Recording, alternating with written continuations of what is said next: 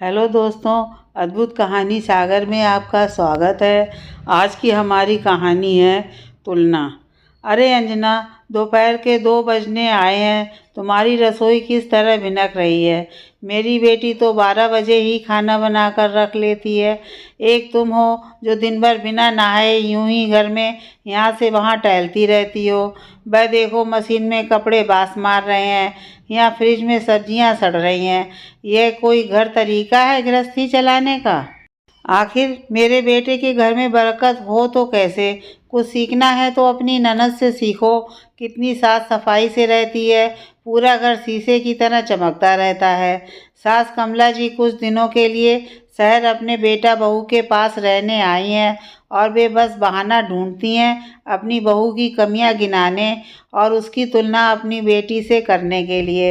इतने में दरवाजे पर घंटी बजी। देखा तो कांताबाई थी। अंजना बोली, दीदी आज इतनी देर कैसे हो गई, आपकी तबीयत तो ठीक है। तो कांता बोली, हाँ भाभी, मेरे बेटे की तबीयत खराब हो गई थी। डॉक्टर को दिखाकर घर छोड़कर आई, इसलिए थोड़ी देर हो गई। कहते हुए कांता जल्दी जल्दी बर्तन साफ करने लगी। कोई बात नहीं दीदी, तुम्हारे लिए चाय बनाती हूँ।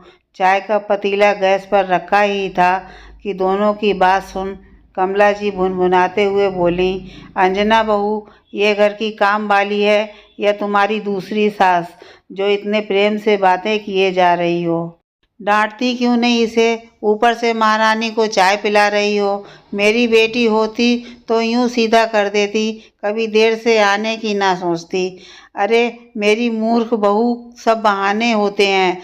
बच्चा बीमार है, बुखार आ गया, कभी हाथ दुख रहा है, पाँव दुख रहा है, गांव में रिश्तेदार मर गए, सब झूठ बोलती हैं। काम से बचने के लिए घर में पाँव पसार कर सोती हैं और तुम जैसी औरतों से पैसा लूटती हैं।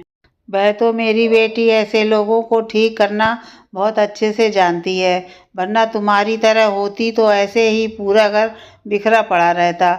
बड़बड़ाते हुए अपने कमरे की तरफ चली गईं। अंजना चुपचाप खाने की तैयारी करने लगी। तब कांता धीरे से बोली, भाभी बुरा मत मानना, एक बात बोलूं, आपकी सास जब भी आती हैं इसी तरह बड़बड़ करती हैं। आप कैसे बर्दाश्त करते हो। मैं होती तो कब का जवाब देकर चुप करा देती। अरे दीदी, आप टेंशन मत लो, वैसे भी मुझे आदत हो गई है अपनी सास का भाषण सुनने की। भाभी, ये भाषण थोड़ी ना है, 5 दिन से देख रही हूँ माताजी हर बात में आपकी तुलना अपनी बेटी से करती रहती हैं। आखिर ऐसे कौन से लाल लटके हैं उसमें। अरे बहू का भी अपना मान सम्मान होता है, कभी कभार का ठीक है, ये तो हर बार आपकी तुलना उनसे ही करती हैं। आपको अपनी ननद से चिढ़ नहीं आती। आप छोड़ो ना दीदी, जल्दी से बर्तन साफ कर झाड़ू पोंछा कर दो, वरना फिर 4 बातें सुनने को मिलेंगी। कहते हुए अंजना रोटी सेकने लगी। ला बहू, तुम्हारे घर के तो काम कभी ख़त्म नहीं होंगे। मुझे बहुत ज़ोरों से भूख लगी है, 2 रोटी घी लगाकर खाने को दे दे।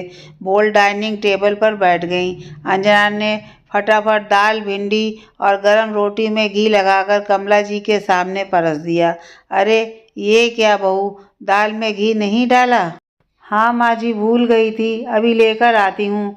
क्या जवानी में ही बुढ़ापे जैसी भूल गई थी। जब तुम्हें पता है मुझे खाने में सब कुछ अच्छा चाहिए होता है तो फिर ये रूखा सूखा क्यों परस देती हो। तुम्हें पता है मेरी बेटी तो दाल बनाती है, आधा डिब्बा घी उसी में डाल देती है, कभी किसी के खाने में गड़बड़ नहीं करती। और ये भिंडी तो एकदम कच्ची है। मजाल है मेरी नीता कोई सब्जी ऐसे बना दे। इतने साल हो गए मगर तुम्हें खाना बनाना अभी तक नहीं आया, और मेरी बेटी शादी से पहले ही स्वादिष्ट भोजन पका लेती। तुम्हारी माँ ने तुम्हें कुछ सिखाकर नहीं भेजा। बड़बड़ करते हुए खाना ख़त्म करती हैं। रविवार का दिन था।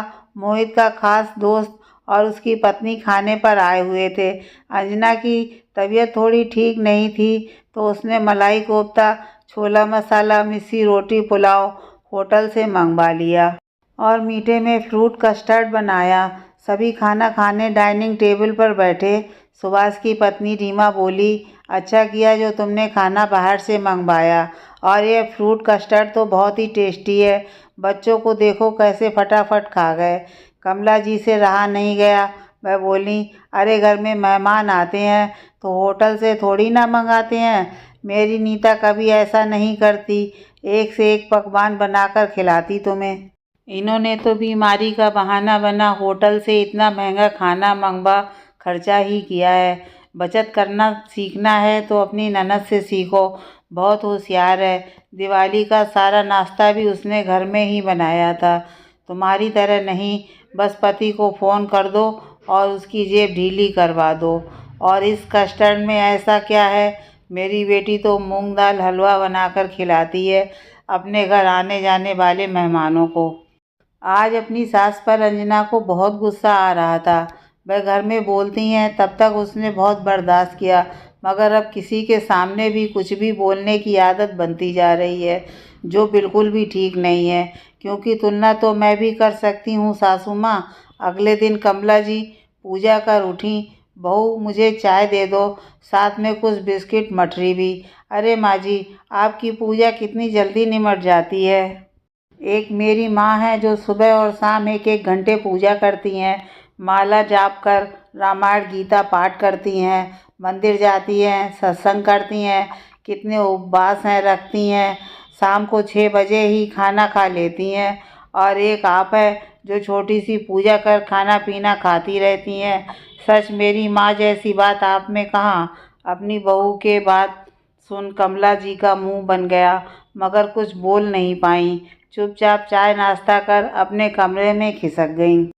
अंजना बहू, मैं बच्चों के लिए ऊनी टोपे मोजे खरीद कर लाई थी।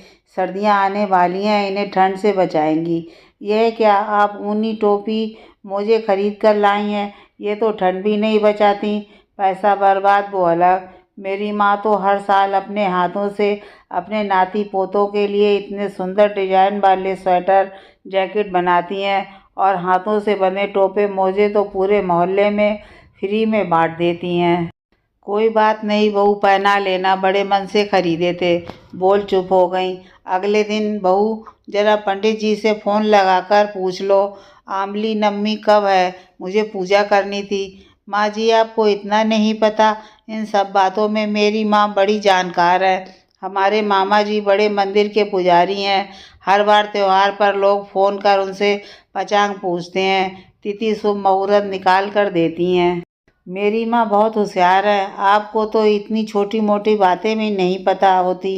कमाल है, कहते हुए रसोई में चली गई और इधर कमला जी कसमसा कर रह गईं। शाम को पोती चिंकी कमला जी को पार्क में चलने को कहने लगी। तब वे बोली, बेटा आज मेरे घुटनों में बहुत दर्द है, फिर कभी ले चलूँगी। उनकी बात सुनते ही अंजना को फिर मौका मिल गया, तुरंत बोल पड़ी, माँ जी आपके अंदर कितना आलस भरा पड़ा है।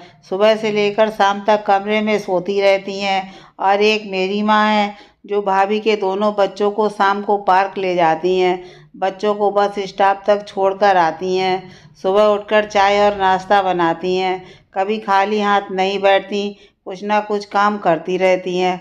आपको मेरी माँ से सीखना चाहिए कैसे हर काम में निपुण हुआ जाए। 3 दिन से अपनी बहू की बातें सुन सुनकर कमला जी आज फट पड़ी। बस करो बहू, ये क्या लगा रखा है, रोज़ मेरे सामने मेरी माँ का राग अलापती रहती हो। माना तुम्हारी माँ बहुत गुणी है तो हम क्या करें। अरे हर किसी की अपनी शारीरिक क्षमता होती है और अपने घर की व्यवस्थाओं के हिसाब से आदमी काम करता है। इसका मतलब यह नहीं कि तुम तुलना करके मेरी बेइज्जती करती रहो। और यही सब जो आप मेरे साथ करती हैं उसका क्या क्या मतलब। मम्मी जी, आप भी तो नीता दीदी से मेरी तुलना दिन में ना जाने कितनी बार करती हैं, और तो और बाहर वालों के सामने भी मेरी बेइज्जती करने से नहीं चूकती। तब मुझे कैसा लगता होगा, कभी सोचा है आपने। कमला जी समझ गईं कि कैसे वह भी अपनी बहू और बेटी में तुलना करती रहती हैं, उसे बिना वजह ही अपनी बेटी से तुलना कर डांटती हैं।